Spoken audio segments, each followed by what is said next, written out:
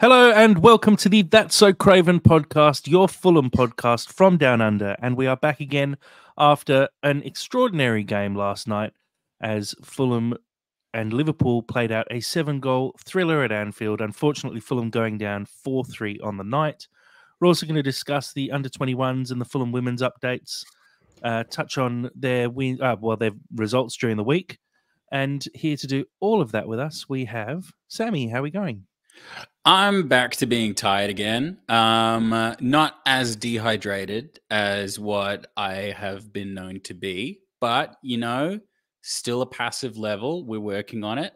I'm also just kind of just sore in general, just through like life, and particularly after everything that's happened in the past 24 hours. But I'm good. I'm good. I'm good, and that's the main thing. Glad I asked. And Dad, how are we going tonight? I'm glad you asked for the detailed answer. Yeah, I'm really well, thanks. Simple. You're simple. Good. That's what we like. Well, we like it. I'm not simple. Succinct, to the point. I'm not, perfect. Yeah, yep. You're a complex man. Yeah. Well, guys, let's crack straight into it. It was a Sunday game. We obviously had the chance to watch all results play out over the Saturday games and see where we're sort of standing in the league. And I mean, Sammy, I'll throw it to you first. I can't imagine any of us were expecting to really get anything out of this game. We know we've got a bit of a tough run coming up over the next 6 weeks or so.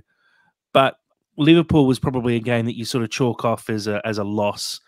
Don't really expect to actually walk away with anything. But, geez, we came close. Yeah, like, just bizarre, isn't it? Like, if you could have predicted this kind of scenario, like at the start of the season, what with everything that happened, and if you could have just like predicted, you just couldn't necessarily have done it. Really, really great to see goals scored from open play. Really, really great to see just Iwobi again, just fully shining. Honestly, though, the main thing that just tore us apart was Liverpool just having some of the most ridiculous goals that I've seen in ages. Like it was some crazy goals in this game. And yeah, like the whole experience was, I'm a bit kind of lost for words on it. And that's why you do a podcast about it. I can guarantee you're not going to be lost for words tonight, Sammy. Yeah, I'll find something. One thing, Dad, Sam sort of said there, it sort of bucks the trend, this one. We've been complaining pretty much all season about the fact that we can't score goals, and we've really struggled scoring goals. But you look at our last 2 games, we played against the Wolves side, who are not terrible defensively and, pushing big sides right to the very end, scored 3 against them. We've come up against the Liverpool side, who we know are very good and they're a high-quality team, managed to score 3 quite comfortably against them as well. It could have even been more with a few of the other opportunities just sort of falling short. Do you think maybe we're starting to see Marco come up with a system that's working where we can actually start scoring goals? Look, I think it's just typical of this Fulham team that we can't string wins together, but we love a big game. And unfortunately, we go out and score 3. When's the last time that happened? And they score 4. It's almost a bit Fulhamish, isn't it? And but there's a lot to be proud of, really, and excited about, because I thought we were very good last night. Really, really good. Yeah, 100%. It was a very good performance. And look, there's a lot to unpack, so I guess let's get straight into it. Talking about the game, I think early doors it looked pretty even. Sammy, what were your thoughts, I guess, on the start of the game and how Fulham started? Because we're often fairly slow to start in these games, but I thought we actually came out of the blocks pretty well. Yeah, no, we came out really, really competitive, like fully up for it. Again, awesome to see Robinson and Iwobi just really, really bossing and really kind of establishing themselves really, really early. Polina was out to kill.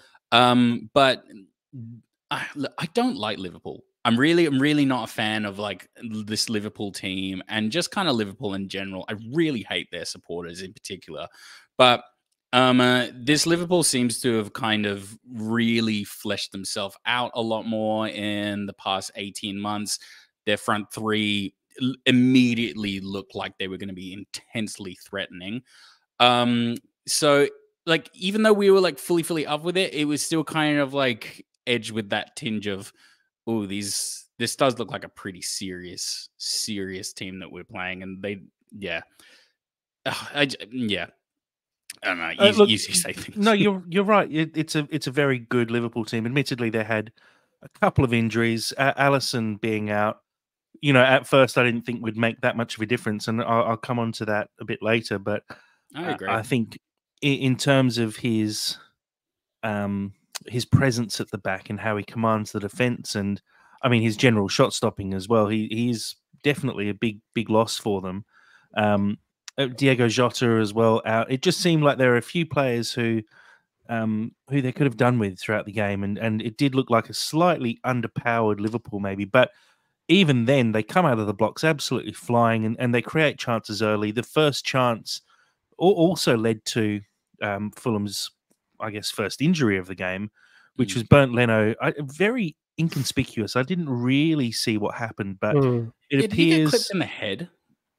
Yeah, so I think it's Diaz with the follow-up, nicks in and sort of gets to the ball, but effectively, I mean, he sort of clears out Leno's head. It might hit knee to eyebrow or something along those lines. I couldn't really see what happened because it wasn't very clear. Salah follows up and puts the ball in the back of the net, but is clearly, Luis Diaz and Salah were both clearly offside when the first shot came in. And look, VAR cleared it up pretty quickly. It did look offside first glance as well, and we had that big long stoppage, getting Leno all patched up. About 5 minutes after, we got the game back underway, and the first goal goes in. Now it goes down as a Leno on goal, but I think we can all agree here it was entirely down to Trent Alexander-Arnold with a superb free kick. Really, nothing you can do about that, Dad. I know we had a little chat earlier about the wall, which I would like to mention, but just, I mean, Alexander-Arnold's class. But again, should we be giving away free kicks in dangerous positions like that? It was a pretty soft free kick, knowing that they have set piece takers like that.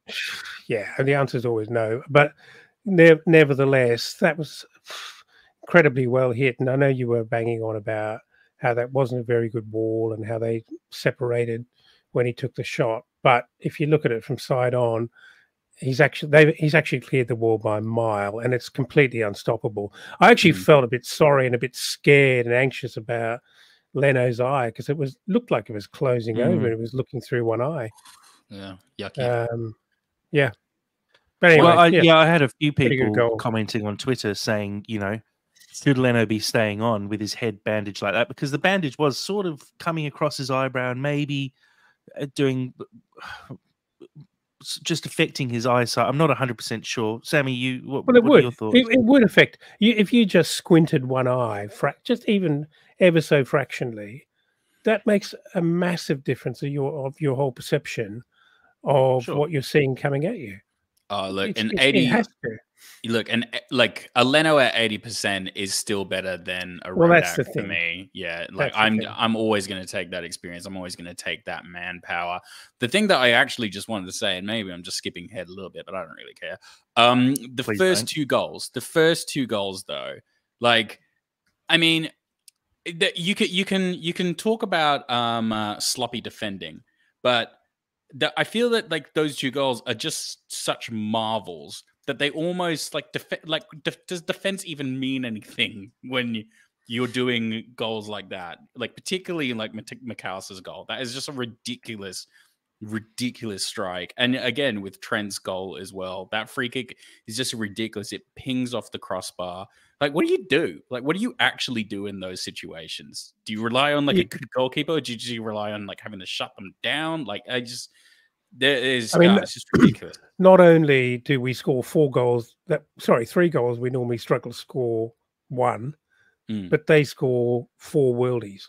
Yeah, like real Three at top least. class. You can probably argue maybe like the last goal, Trent's probably slightly too open, but just in general, just ridiculous stuff. Tough. Pretty But tough. Yeah. I will concede though that our goals significantly better, well worked, because like individual brilliance isn't necessarily the sign of a team performing at its absolute peak. Whereas I was intensely proud of the goals that we scored. And Jack, I'm going to pass it over to you because I know you'll want to talk about it.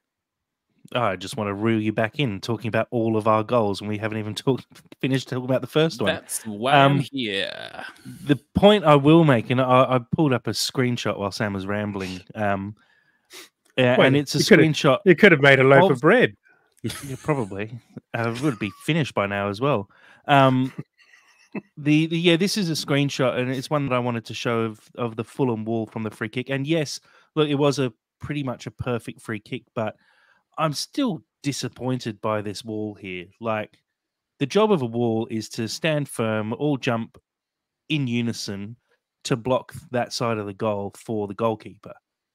And look, if the ball goes top corner, there's not a huge amount you can do about it, but still, seeing the wall break apart like that, only one player jumping, which is Raul. And look, it's hard to see exactly where the ball is there, and if it looks like it might be behind Raul at that moment. You never know. These guys can leap high and at least try and do something and make Trent feel like he's having to work for it. It feels a little bit too easy, and it's just fractionally disappointing to see the wall just breaking apart like that. They're meant to be standing solid as a line and trying to block that goal, and they're just not doing their job there for me. And look, it's nitpicking an absolute blinder of a goal, but when I saw the replay of that, it really did stand out to me as just we just looked like a bit of a rabble there. You don't want to see that from your wall. There's 4 or 5 different holes you can go through there, and it's pretty damning because Trent could have put that over Robinson's head. And between Robinson and Palhinha, it looks like almost a meter there between them. You can easily, if he didn't even get the height, that's going in the back of the net. So, look, it's nitpicking, admittedly, and it's nitpicking against the blinder, but it just feels like that's a real basic thing that you learn when you first start playing football and facing free kicks. Keep a wall together, keep solid, link arms if you have to. It just feels a little bit lackadaisical for me. Anyway, talking about that goal, we obviously went 1-0 down. For me, I'm actually very happy that we just didn't drop our heads at that point, which does seem to happen quite often against these big sides. We saw it against Man City, where all of a sudden you go 4-0 down before you know it. The fact that we hit back just 4 minutes later through Harry Wilson, and Dad, I'll throw it to you because it was a textbook goal that we see all the time. Usually it's Willian out on the left feeding through Robinson. This time it was Iwobi.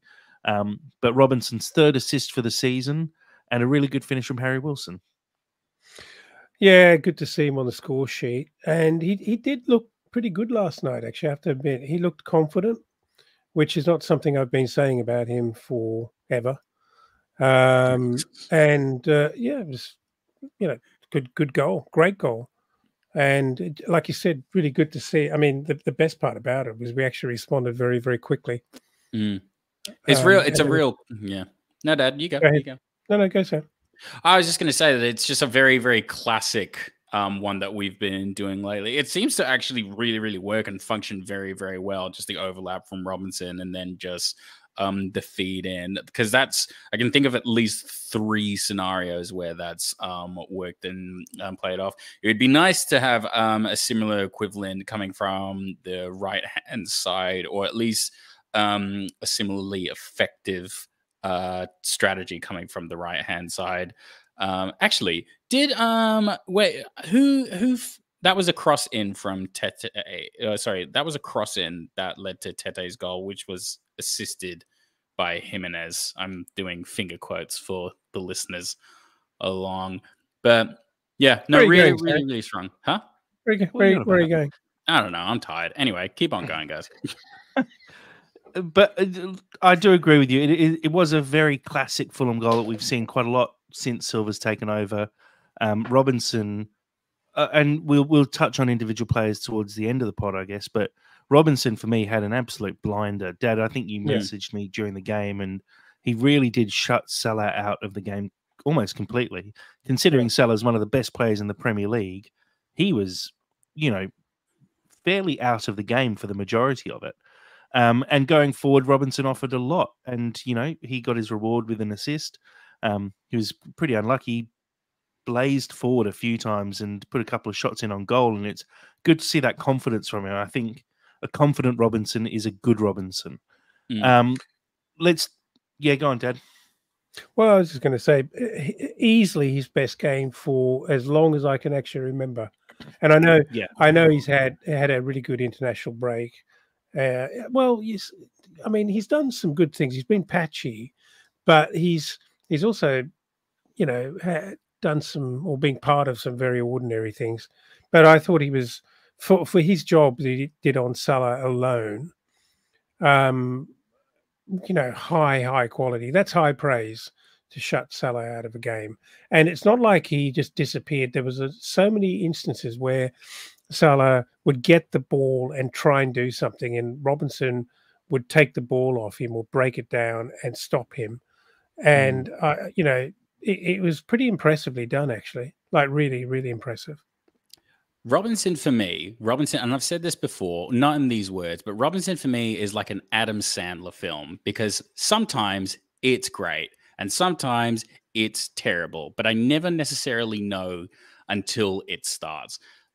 He's so up and down, isn't he? Because on his day, he is top tier. He is fully top tier, like at least a top 6 left back.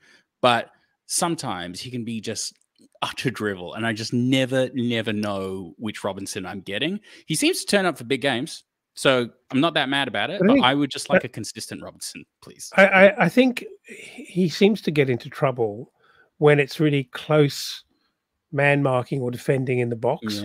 Yeah, that's right. When he's out wide and he's actually going to chase a man down or use his pace, he's actually consistently good, and he's always interesting going forward, and he's linking up with whoever's actually on the wing. But I think the problems we see is when it's sort of close. What do you call it? Yeah, I don't know. Proximity. It's just close proximity. Yeah, close stuff in the box. It's less than top 6 stuff. Well, look, it was easily, for me, his best game probably ever in a Fulham shirt.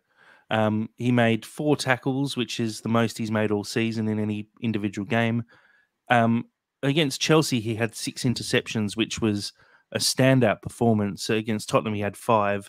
Against Liverpool, he had 13 interceptions. He basically just completely cut Salah out of the game, not allowing him to even get close to the ball. He made 4 clearances, which is the second most this season. Going on whoscored.com, who basically keep very detailed statistics and give players ratings at the end of the game, his average for the season is sort of sitting around the 7 kind of mark, and his rating for the game against Liverpool yesterday, he made it into an 8.62, which is, right up there as probably the highest ratings across the whole of the Premier League yesterday. He had a really, really good game, and I think that, like I said, that's the kind of Anthony Robinson that I enjoy watching, and that's the kind of Anthony Robinson who I think when we have players in that kind of mode, we're dangerous. And we'll make mention here of Kenny Tete as well, who I think it was great seeing him back. And geez, just some of the tackles that he makes. I think Castagne's done a great job standing in, but how good was Kenny Tete yesterday, and how good to see him back in the starting lineup? Well, it's the difference. I mean, Castagne's been fantastic, and he fitted in so quickly and so well. He's done a really, really, really good job. But Kenny Tete is next level. He's aggressive. He's just so energetic, and he's a big part of this. He's a big part of this when we're doing well. He's a seriously big part of it. I love Silva's, because I like with each passing moment of this season, I'm seeing Silva's vision more, and I love having Iwobi in the squad and then say, for example, taking off who is on Wilson, and then just moving Iwobi to the other side, and then just allowing flexibility. And it's the exact same with Castagna, because for me, Tete is always going to start. He's always going to start because he just offers something so unique and so powerful and so effective. But then to be able to have like Castagna come on and just have so much flexibility. I want that across the park, and I feel that that is what Silva is trying to build.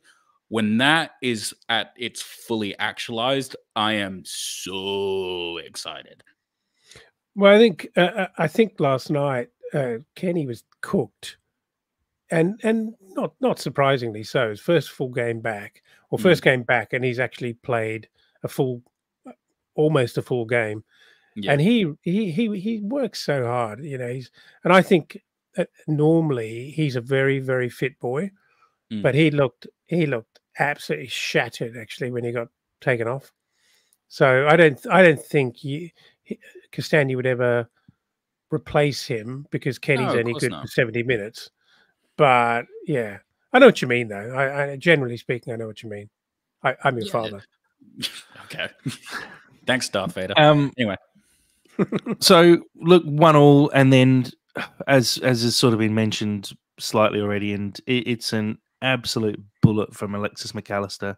I have to say, it's again, to nitpick, it's very poor defending. Kenny Tete lifts the ball forward rather than putting his foot all the way through it and clearing it into the opposition half. Jimenez, I don't understand it at all. He nods the ball back into the middle, into danger, where there are no Fulham players either. The ball falls to McAllister. He's in a lot of space. It opens up for him. He swings his boot through it, and he's a World Cup winner. He's an international player for Argentina. He's top quality talent. He puts his foot through it and absolutely spanks it. That's unsavable. You see the slow-mo from behind the goal, and Leno is getting himself set, and there's just no chance he's getting anywhere near that. It's a stunning goal. And look, 38 minutes in, we're 2-1 down, and you kind of sat there and went, yeah, okay. Yeah, but like you say, Jack, but like you say, Jack, in the context of the game, even in the Premier League, McAllister had enormous space and time because the ball just got nodded into his path. Yeah, it's dumb. It's really dumb. And I see what Jimenez was trying to do, which was head it down to, I think it was Harrison Reed but Harrison Reed was basically standing next to him, and for some reason he's headed it more central, as if he's trying to be, and it's again, we see it with Jimenez sometimes, as if he's trying to be a little bit too clever and trying to nick a little side header off to get Reed to run onto it, but he just doesn't have the ability to do those incredibly intricate things. And look, if they come off, then you go, yeah, that was a good little move, but I just haven't seen one come off from Jimenez yet. So it's hard to allow him to keep getting away with it in a way. Keep getting away with it. Why would you keep trying it when the basics aren't working for you? It just looks expansive and unnecessary. And no. I'm actually getting to the point where it feels like bashing Jimenez is like bashing George Bush in like 2003. It's just such an easy target that, like, yeah, he needs to go. It's just like he doesn't really. I mean, yeah, you can make an argument that he did some all right stuff and he can hold up the ball and he's still got a little bit of pace, but he does nothing for me. But at the same time, how could you have possibly predicted that McAllister is gonna just whip a ridiculous goal from like what? But if you 35 meters out? If you give a top class player 5 yards free, absolutely, and knock the ball into his path, he's going to have a crack at something like that, and it might just come off. Yeah, this is the Premier League. Right. You can't do that. It's the Premier League. You cannot give opportunities to world-class players, of which there is one in every single team you play against, to put their foot through the ball completely unmarked and in space from 35 yards out, because and look, it doesn't always go in, but he'll have a ping and he's got no pressure on him to score from there. So you can have a go at it. And geez, it just went through. And yeah, superb goal. It's hard to describe a goal like that because you don't see many of those. It's probably wrapping up or getting close to being one of the goals of the season. It's definitely going to be in the conversation. Look, you can see too like that. You're sort of okay with being down 2-1, but again, we didn't let our heads drop. Fought hard, and we managed to equalise in injury time. And look, it's an assist for Jimenez. I think it's an assist for Jimenez. It's fortunate to be called as an assist for Jimenez. I'm not having that as an assist. That's bollocks. That's bollocks. It gets given as an assist, but look, at the end of the day, Jimenez is having a shot at goal, and it's so poor that it falls gets counted as a pass effectively. But look, it's actually very smart from Tete. All he's done there is throw a foot at it, get something on it, and it's changed the path of the ball. But Sam, should the keeper have done better? Oh, the keeper's crap. Like that's one of the ugliest goals I have seen in quite a while. That is year 10 level keeping. Like is Allison injured? Because I don't understand because like I understand giving your young boys minutes, but holy shit, that is like, I mean, Rodak's a step up. Look awkward. Yeah, just too young. Just like, I mean, he's 25. Okay. He's not that young. Oh, for a keeper though, that's quite young. Look, I don't want to take anything away from Tete's goal because again, he did great. He saw an opportunity and he took it. If anything, I was getting to that point in the game when they conceded that goal. I was like, well, we should just be taking every single chance we could possibly get because this keeper is not up to scratch. And I think if Allison was playing, obviously it's if and buts and whens and all that, but if Allison was playing, it would have been a very, very different game. So that was the moment where I was like, we have a serious opportunity here because this keeper is not up to scratch. Taking nothing away from Tete's goal, though. I am taking away from Jimenez's assist, though, because that's a bollocks call to give him an assist. Like that's political correctness gone awry. It's not really, it's accuracy, but Dad, I mean, your comment on the keeper as well. We saw the Wilson goal. It does go through his legs, although it's pretty tough from there, let's be honest.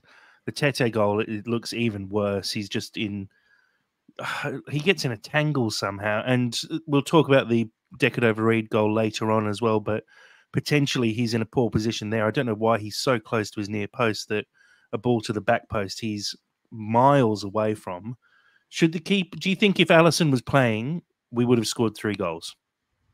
No. Well, it's difficult to say, but I'm going to say probably not. Look, I actually think they were all quite well worked, and definitely. Even would Leno have saved any of those 3 goals? He probably would have done better against the first 2. When you've got someone for the 3rd goal, Bobby's header, it's pretty difficult when someone's heading it down so close to goal, and unless it's straight at you, it's very difficult. But no, I don't mind. I'm taking it. We need all the luck and fortune we can get. I'm having it, so I don't really mind how it happened. But I was very happy that we scored 3 goals, which weren't penalties or somehow I don't know, goals that we didn't really deserve, own goals. No, yeah, look, if you have a crappy goalkeeper, or if you have a subpar goalkeeper that you're putting in there for like experience, you need to take your opportunities. And you know what? I think for the large part of the game, we actually did. I mean, for Christ's sake, we got 3-2 up at one point. So we did capitalize as much as we possibly could. I'm taking a leaf out of Jack's book now. A page out of Jack's book. Not a leaf. That doesn't make sense. I'm just being nitpicky here. We probably could have done better, but again, taking nothing away from the boys. It's hard. It's hard to be negative about us scoring 3 goals. Come on. I mean, but this, I say it all the time. This Fulham side loves even with a really poor run of form, they love getting up for big games, and I should know better than to doubt the kind of performances we're likely to put in. We do love a game against Liverpool as well. Like our last couple of games and like our last couple of seasons playing against Liverpool, we've done all right. Yep.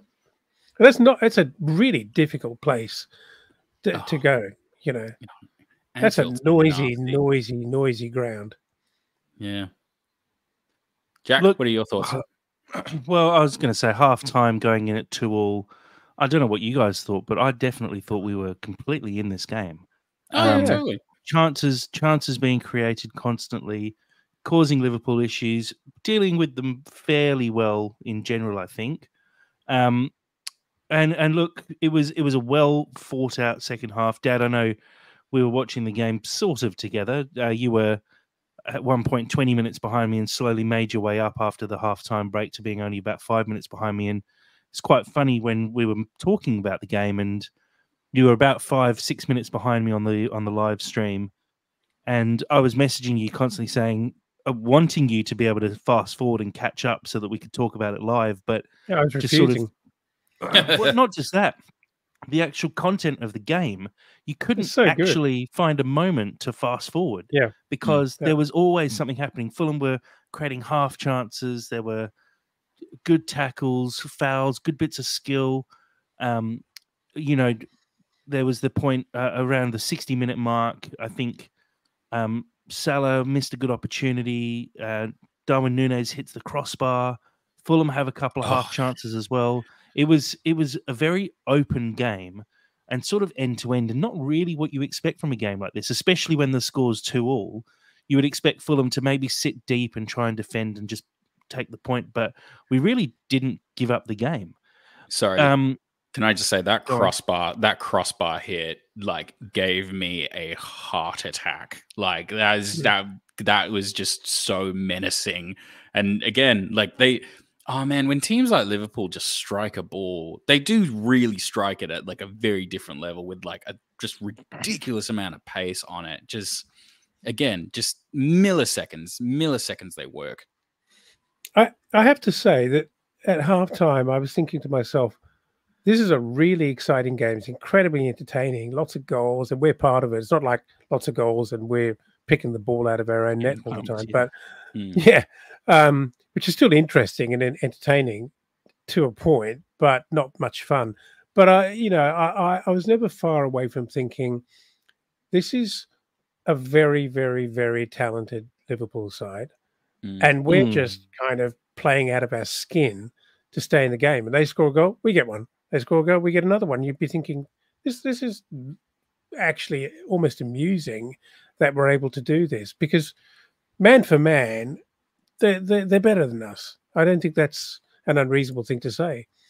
And that's not every man on the pitch, but obviously Leno's a better keeper than their keeper last night. But generally speaking, they are a very, very good side, and when they move the ball around, they look fantastic. But we were absolutely matching them. One thing to make it does make you feel, though. It does make you feel that there's going to come a point where either we're going to get tired or that their quality is just going to come through, and they're going to put together a string of goals, and you can't keep up. One thing I do want to make mention of is the substitutions, and I think we get on Silva's back fairly often, or have done in the past, about Silva's inability to make substitutions at what feels like the right time in the game. And the first lot of substitutions he made, I think he got spot on. We saw Kearney and Willian come on for Wilson and Pereira, and they really did make a massive difference. Willian out wide just seemed to control the game a little bit more. It sent Iwobi. I think Iwobi may have floated out to the right at that point or stayed central. Actually, no, he floated out to the right, and Kearney basically took Pereira's position in attacking midfield, if you will. It just seemed like the right time to make that change. And look, it came to fruition as well. We did make a couple more changes in the 75th minute when Iwobi went off and Decordova-Reid came on. Castagna also came on for Tete, and like you said, Tete looked absolutely cooked by that point, so it did make sense to make that change. 5 minutes after those changes, Fulham score their third goal, take the lead for the first time in the game. And look, it all comes from substitutes. The ball gets played out wide to Bobby. He swings the ball very deep across to Willian, who picks it up just outside the box. Willian takes his time, really good run from Kearney, who takes a really good first touch, clips it to the back post, and Bobby Decordova-Reid, all 5'6" of him, out jumps. Well, Virgil van Dijk is basically standing there. Bobby at his highest jump got to Virgil van Dijk's actual height, but he gets over the top of Tsimikas at the back post, nods the ball in, and again, keeper absolutely nowhere to be seen. A really, really well-worked goal, though, with the substitutes all combining.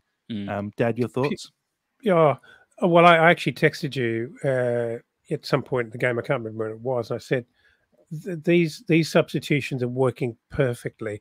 Not only the right time, but just the right people to bring on at that moment. You know, Kenny's form of recent's been really, really good, and I can't get enough of him from a creative perspective at the moment. And you know, as much as I love Willian, I think I don't think he could have kept up with 90 minutes of that if he started yesterday. Agreed. And the impact off the bench worked perfectly. Oh, so good, so good. And Bobby's goal, and that was pure desire. He was not actually going to let that get away. He was really, really up for it. And so was Candy, by the way. He looked very fired up. I'm glad. But yeah, I loved it. I'm glad you actually articulated this point as well, Jack, because we have been critical over the past really years of just the way that Silva does substitutions. If this is the future, I love it. I love it. Because again, these guys, they can't play like a full 90 at this stage, but they still have so much value and so much creativity to offer. And again, just put them in a position where they can just have like the most legs and the most impact physically possible. And the way that football is going now, there is no player alive, genuinely. There's no player alive, maybe a Kylian Mbappe, that can go a full 90 minutes and be effective for the full 90 minutes. The game is just too intense now. People just run too hard. So rotation is a good thing. Like rotation is so important in a squad, and just to see that be fully embraced at the moment and just very strategically done, it's so exciting to see. I really just want to fast forward like a year and a half just to see like us with a proper striker, and again with just Silva having the team that he wants, with just a full rotating just thing of maybe not like top tier players, but just it is exciting to see the makings of something right now. It's really, really cool. I'm really about it. I thought you were going to say, I really, really want to fast forward a year and a half to see if I'm still talking. That was rude. Fair comment. That was rude. And that was rude, and you're better than this. I don't fully agree. My auntie and uncle are watching this right now, and you have besmirched the good nature of this podcast. Jack, you need to do in a second. I don't fully agree that there's no player in the world apart from Mbappe who can play out a game. Neither do I. Consider João Palhinha, for example.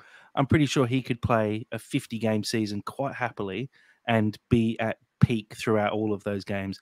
And every team has players like that. I don't agree with that point. Well, not at the moment, but no. I said a fit Kenny Tete. Robinson can do it. Possibly. I mean, Robinson has done it for a few years, but anyway, we're praising the substitutions. I will actually change it up a bit and say, I think Silva got it wrong after we scored that goal, and he didn't shut up shop at that point. I feel like you go 3-2 up with 10 minutes to go in a game. We should have instantly made a couple of substitutions, brought on Tosin. Maybe, actually, we only had one substitution left to make, I think, at that point. Bring on Tosin. Maybe that means subbing off Jimenez, who stayed on for the full 90 minutes. Let Bobby De Cordova-Reid play up front by himself, or let Willian and play no striker and play 5 at the back. We missed an opportunity there to pick up points, and I feel like if Silva had made that change and we go 3-2 up, we probably come out with at least a point. Unfortunately, he didn't make that change, and we did concede in the 87th minute. Again, it's a really lovely finish from Endo, but I will dig into this one a little bit, and I don't know if you guys picked this up when watching the game. The ball gets played over the top. It goes over Bassey's head, and I think it's Nunez heads it down to Salah. Now, Nunez is played onside because Tim Ream is not holding the defensive line. And again, it's what we talked about in that Wolves game, where I think Ream is giving himself a couple of yards to try and cover for the fact that he's lost a bit of pace. And I think here he's actually dropped a little bit too deep. He's played Nunez onside, and Nunez for the whole game was right on the edge and was offside a lot throughout the game. And Ream has stepped back and played him onside, and his header effectively leads to the goal. And again, a really good finish. Nothing Leno can do about that. But I feel like that is avoidable. And if we maybe had made that substitution and you've got Tosin in there, that ball doesn't go over Bassey's head and Tosin sweeps that up. Am I being unfair? Yeah. No, for the sake of podcast discourse, it would be appropriate for me to have a rebuttal, but I think you're 100% right. Yeah, look, I think it is fair because that back four have to be in absolute unison, because if you can't, what you have to do against the very, very best is never, ever, ever. You've got to catch them in an offside trap. You have to hold the line. You can't give them that. They're just too good. And look, it might have been a misstep from Ream, but I'm seeing it more and more, especially late in games, where he's just giving himself that extra little bit. And it's what gave away the penalty against Wolves. He's giving himself a bit of extra space, and he's out of position because of it. And again, I love Tim Ream. He's a Fulham legend. I think he's a great player, but I'm just starting to see little instances where he's not quite there. And look, I'll move forward to the next goal, which is Liverpool's eventual winner. And I think it's Gakpo who picks the ball up and is driving towards goal. And Tim Ream stands off him and basically allows him to have a free shot on goal. Maybe Leno should have done better and actually put the ball out of play rather than keeping it in. He smashed it. He did, but a good keeper deflects that out for a corner rather than putting it into the danger zone. I'd expect Leno to maybe do a little bit better there. But again, I think Tim Ream stepped off Gakpo rather than defending him properly and allowed him to actually have a shot, because Gakpo picks that ball up, just the other side of the centre circle, and is allowed to probably run 20, maybe even 30 yards before having a shot on goal, which then leads to Nunez popping the ball over to the back post, Tsimikas fouling Bobby De Cordova-Reid, and then Trent managing to score the winning goal. I think Jack is 100% right. I kind of want to highlight a little bit of a different point within that, because again, I have zero arguments with anything there. I do think this is when the training wheels of the new system kind of start to be shown a little bit, because and we've talked about this before, the backline does not feel cohesive right now. I feel that because I still 100% believe that Bassey is the future, and we need to get him as many minutes as physically possible, and ideally move towards him kind of eclipsing Tim Ream for the future. I'm probably sure by the end of the season, Bassey will probably have that left side spot locked down. And then when Bassey has been partnered up with whoever comes next, I'm not sure if that's Tosin or a new signing or even Diop, and that's partnership has been set in stone, I don't think we're going to have these problems that we're currently running into, where we're conceding very, very late in games and losing games that we should potentially be able to hold out. I think this is kind of becoming a little bit of a teething issue, because I think conceding that way in the last 10 minutes, 5 minutes, whatever, I think that doesn't necessarily happen with a backline that's been fully established, like Riemann Diop last season. I think Bassi just needs his Diop, and I just want to get that as soon as possible for him. I don't know. What do you guys think? I'm actually really staggered at how long Diop's been out. It's obviously a really serious injury. I mean, he did hear it go pop on the top of his foot. It sounds like a Ooh. pretty serious injury. I don't know what it was exactly, Anything but popping, not good. I think it sounds like he's only a couple more weeks away. It could easily be that we don't see him till January, though, which I wouldn't be overly surprised by. Look, it's a big conversation around to the. It's had a huge impact on us, even though we're getting by, but forcing Bassi to play on the right, not having Kenny Tete fit for a lot of weeks. It's a lot to be dealing with, a lot, and it's really stretched Tim Ream and shown him up, unfortunately. Yeah, it's so sad. It's so sad, but it just kind of is what it is, though. Like, players just. Yeah. I mean, it all comes to a twilight at some point, and you know what? He's still got a place in the squad. He's 100% still got a place on the squad, but I think he should be moving from the bench as well, because again, you can't also, like, I love Tim in a leadership role as well, but you can't realistically captain and command in the same way when you're just frustrating everybody around you. It's a bit of a all I'm saying is it's just a bit unlucky for us. Yeah, that we've had to deal with all of these things, and it's very difficult to have stability there, difficult to move forward, to bring. Bassi's been brought in and he's playing out of position and just having to make do. And he's a lot better and gives me a lot less anxiety than he was, a month ago.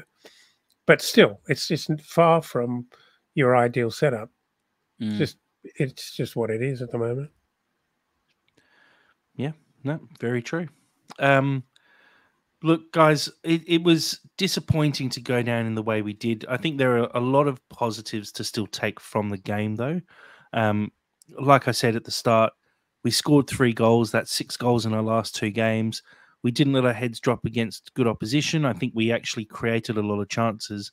One thing that I guess we can possibly put forward as an option now, do we potentially look at Bobby De Cordova-Reid as a starting striker going forward, considering Jimenez is just still not working?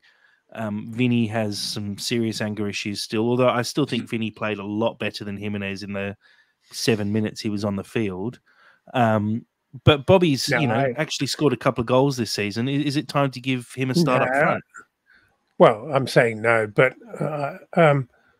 I much prefer Bobby De Cordova-Reid out wide. I would probably settle for Vinny until January, and just try and manage his craziness at the moment. I do agree. I think Vinny is a better striker than Jimenez. It's fairly clear at the moment, at least. I guess I wouldn't mind trying something different with Bobby up front. I don't love the idea of it, but the Jimenez stuff just isn't working for me at the moment. And I did get fractionally reamed on Twitter afterwards because I said in my post-match thoughts that I thought Jimenez was a bit of a passenger. A lot of people saying they thought he did okay. And look, he didn't do terribly, but I just think you need far more than that from your striker.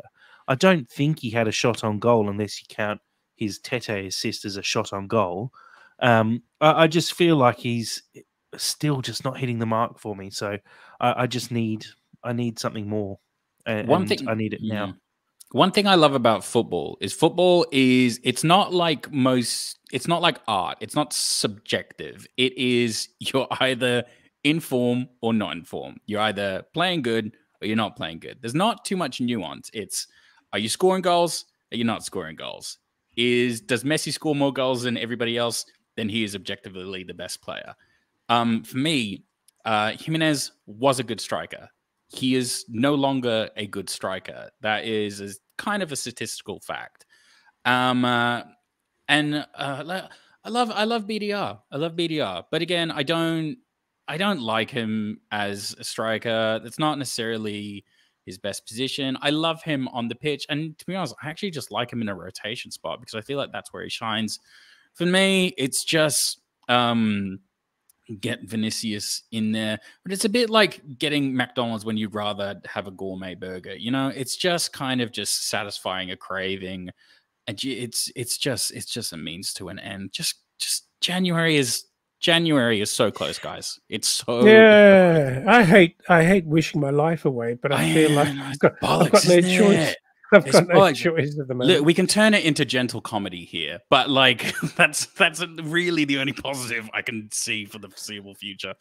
Look, I'm sure Vinicius will do something ridiculous, and that'll give us some. I mean, this is really building up to such an enormous expectation in January. Can you imagine if the club does not sign? Can you imagine if the club does not sign a high-profile striker in January? Can you imagine it? Yeah, riot. Yes, just I riot. absolutely can imagine it. I absolutely can imagine it because it's happened before. Well, look, we expect there will be some players signed. I don't think we're going to get away with not signing anyone. There would be riots at that point. I think you would hugely anger Silva, who obviously signed a contract on the basis of some promises being made somewhere along the line because he was pretty much out the door, I think. So yeah, look, we hold out to January. We're less than a month away, although let's be honest, it's not going to be closed on the 1st of January. So we're probably 6 weeks away from anything really happening. Another question that's come in from Craven the Hunter. Could we have shut up shop a little better? Great that Tosin was planned to come on just before their equaliser, but do we need to be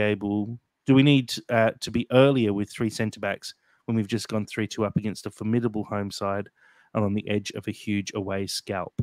Haven't we just been discussing that for the past 15 minutes? Yeah, I mean, you said that, Jack, and I think there's a lot of validity to that. But I actually think Silva, who is an aggressive man, let's be honest, and he likes to win.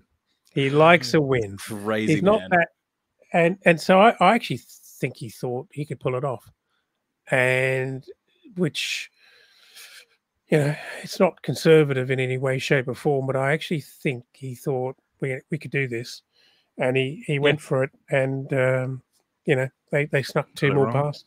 Well, one thing I do love about Silva is Silva always believes that. Like the more I get to know Silva, the more I'm just of the opinion that that man is crazy. But he's kind of crazy in the way that I like. Like he is just hopelessly optimistic and just aggressively angry to anybody who tries to contest his optimism. But you know, he has a flaw in him, and that's okay. We all do. Sounds like a short fella from Austria. About it. I mean, he's a short fella from Portugal. He's just an angry. He's going to move you along very quickly. He's an angry short man who just looks a bit like Colin Farrell, but that's why we love him. You know. Yeah. Right. Anyway, look again. A slightly disappointing way to finish the game. Well, no, incredibly disappointing way to finish the game. But when you actually take a step back and look at the fact that we pushed a very good Liverpool side all the way to the end, we almost probably should have come away with at least a point from this game. It does send some positive vibes sort of through the supporters. I think there's a few people fairly as well saying we should have held on and should have done better. But at the same time, I think we, in a way, can take some positives from this performance and still look at it and go, there's something there to build on. And like I've said a few times, I think if we can make just a handful of signings in January, it feels like the second half of the season could be drastically different from the first. And we only need to pick up about the same number of points we've currently got to be pretty close to safety. So we're not even halfway through the season yet, and we're doing okay. I think there's still a lot to be positive about, whilst also admitting that we have quite a few issues that need to be resolved. Let's have a quick look at the stats from the game. Liverpool with 62% possession to Fulham's 38.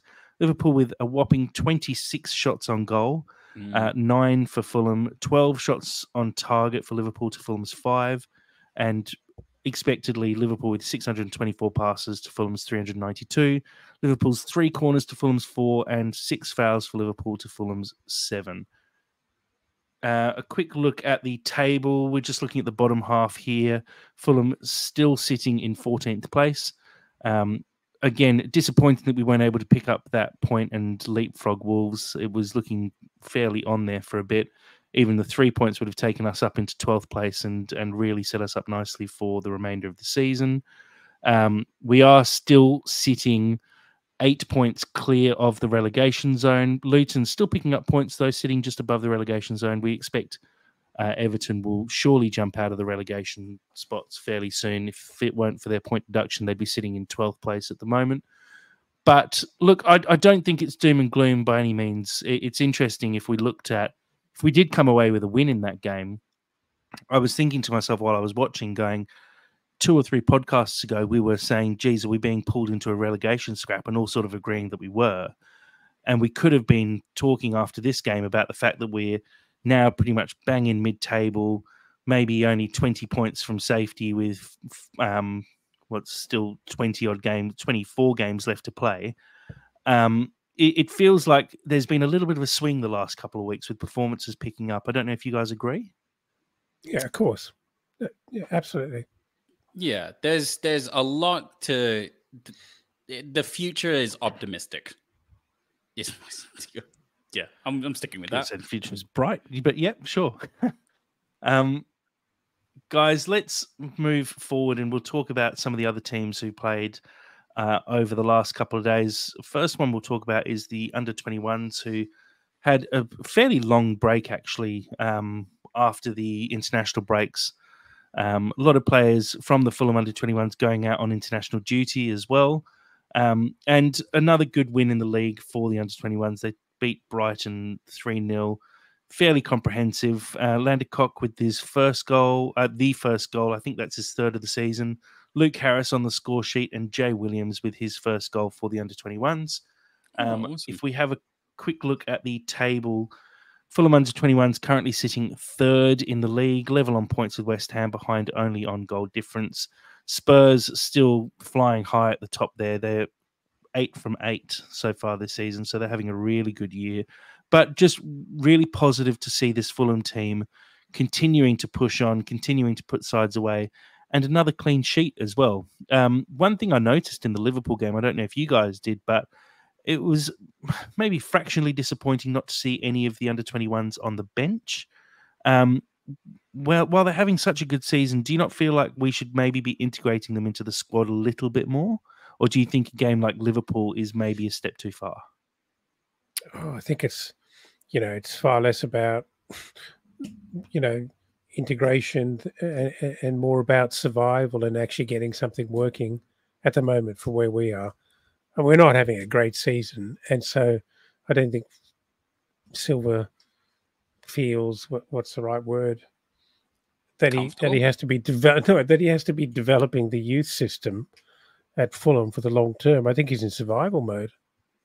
Yeah, I mean, it kind of depends on what like your philosophy is as like a club and also as a coach. I think Silva is, I mean, he's doing more with them than he's done in years. Especially when there is so much room in the squad to essentially have like players rotating a bit more. It's really annoying that Gatto and Stansfield are on loan at the moment. I know we've harped on about this a couple of times, but like, if there was ever a season to give the boys a shining light and to really at least pop them in, or at least give them a go, like Well, it's an interesting point, and I know a lot of people are clamoring for Stansfield to come back, but I don't know if you've had a look. He hasn't scored in. I think he's maybe scored one in his last 10 games or something. And I mean, if anything, bringing him back would purely be because under Rooney, he just doesn't seem to be getting the same opportunities he was previously.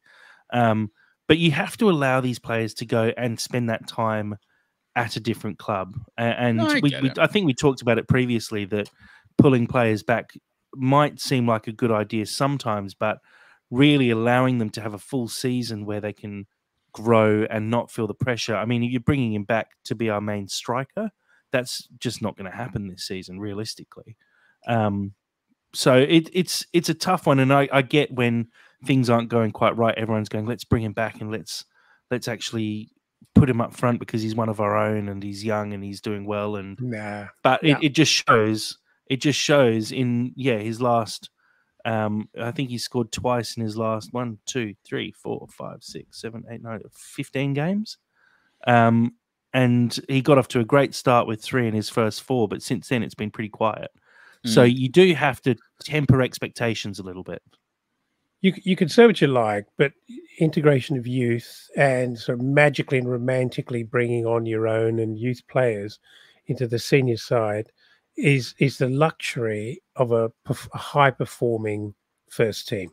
Yeah, absolutely. I mean, it's just not going to happen. It's not going to happen. There's too much at stake, and you cannot roll the dice on young kids. You just can't. Well, consider this as well. He made his England under-21s debut fairly recently. I think it was in the last international break or maybe the one before. He probably wouldn't have done that if he was at Fulham because he wouldn't be getting the same opportunities. The fact is he had a really good season, a good start to the season. And, he's picked to play up front alongside guys like Harvey Elliott, Branthwaite, who's starting every game at the moment for Everton, Livramento. These are like a lot of guys who are playing regular Premier League football, and he's being picked to start up front alongside those guys. Same with Marshall Goddo as well. He's not getting a call up unless he is out on loan. So it's actually working really well for them. And I hope we see those guys continue to develop. And the main thing is the next step from here, which we've been kind of good at sometimes when you look at Carvalho and Sessegnon and kind of Harvey Elliott in a way as well. But I feel like we produce so much quality from our youth system. We really should be pulling 2 or 3 good players a season through to the first team, not one every couple of years. Yeah, no, I agree. But look, another good result for the under-21s. They will continue with league action for a couple more weeks and hopefully continue putting away the goals. And it's good to see clean sheets as well. There's some good defenders in that side. One to definitely keep an eye on is, I can't remember his name now. He's our left back, and he's having an absolute blinder of a season so far. I'll have to try and think of his name and post it up because I feel really bad now I've forgotten it. But I believe he's only 16 years old. He's already scored at least 1 goal. I think he might have a couple. Jonas Senga is his name. He's played pretty much every game. He's got, I think, 5 assists and a goal already this season. And again, a good player to keep an eye on. The fact that we got Luke de Fougerols coming through the under-21 side as well. These are really solid defensive players who, potentially could be the future of this defensive team. When you look at someone like de Fougerols and how good he looks, you're thinking about the fact that he could quite easily, it feels like, slot into the centre-back positions at the moment in the first team. There's a lot to like about this under-21 squad, and I hope we keep developing and keep blooding these guys into the first team as we go. Let's move on to the women's team. Now, they played at the same time on Sunday as the Liverpool game. I think maybe kicked off slightly later, about half an hour later, coming up against Ashford United. And look, it was a bit of a disappointing performance. Not in the fact that we didn't play well, but more in the fact that we just couldn't manage to get that winning goal. Fulham absolutely dominated this game, went down kind of against the run of play. It was a free kick that was taken. by Ashford. It was a good save from the free kick, and the follow-up, unfortunately, fell to Newman, who put the ball away quite comfortably. Fulham pushed throughout the whole game and just couldn't manage to score the goal. Megali Mendes did finally get the equaliser in the 90th minute. There were a number of chances right deep. I think it went to 11 minutes of injury time, and Sophie Manzi had a goal saved pretty much, with the keeper pulling off some remarkable saves. Disappointing to not pick up all 3 points, but it seems like it was still a very good performance from the women, and I feel like it's all about picking yourselves up from here and making sure that we don't allow this to fester too much within the squad, and you move on to the next game and try and pull out a good performance again. How do you think we come back from what has to be considered a disappointing draw against Ashford? Yeah, look at this. It's such a finely balanced project, isn't it? When you're chasing Dartford, and to date they haven't slipped up, and you're counting on. And when there's only one promotion spot as well. That's right, and you're counting on a near perfect run. There's only so many slip ups and blemishes that you can have, so it's definitely making things a little bit more difficult.